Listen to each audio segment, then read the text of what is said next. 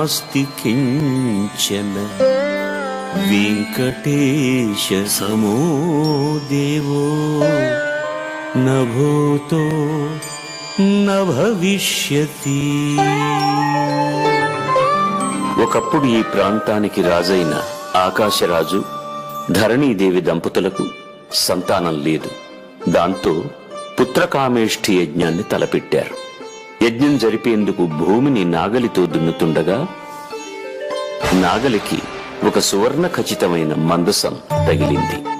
ఆకాశరాజు దంపతులు దాన్ని తెరచి చూడగా సహస్రదళ కమలాల మధ్య వెలుగులు చిమ్ముతూ ఒక పాప కనిపించింది. పాపను చూసిన ఆ దంపతుల ఆనందానికి అవధులు లేవు.